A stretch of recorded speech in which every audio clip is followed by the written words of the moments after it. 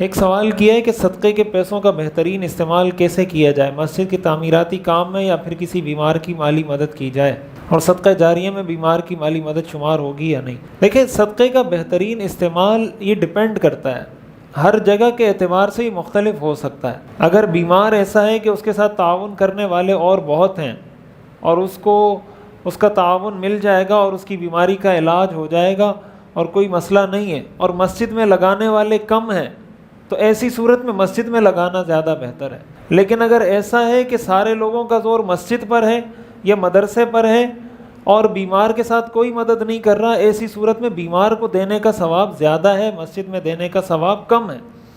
اصل دار و مدار اس بات پر ہے کہ ضرورت کس چیز کی ہے۔ دین نام ہے شریعت کے تقاضے پر عمل کرنے کا، کہ اس وقت شریعت کی ڈیمانڈ اور تقاضا کیا ہے۔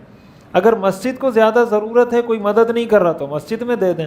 اگر کسی بیمار کو زیادہ ضرورت ہے، کوئی اس کے ساتھ مدد نہیں کر رہا، تو اس کے ساتھ مدد کریں۔ اور بیمار کی مالی مدد بھی صدقہ جاریہ ہوتی ہے۔ آپ نے کسی بیمار کی مدد کی، اللہ تعالیٰ نے اس کو صحت دے دی، اس کے بعد وہ جو بھی نماز پڑھے گا، جو بھی نیک کام کرے گا، اس کے ہر نیک کام میں آپ کا بھی حصہ ہوگا۔ صدقہ جاریہ کے اندر یہ بھی شامل ہو سکتا ہے، جو مسجد میں پیسے لگائے جاتے ہیں وہ بھی صدقہ جاریہ میں شامل ہو سکتا ہے۔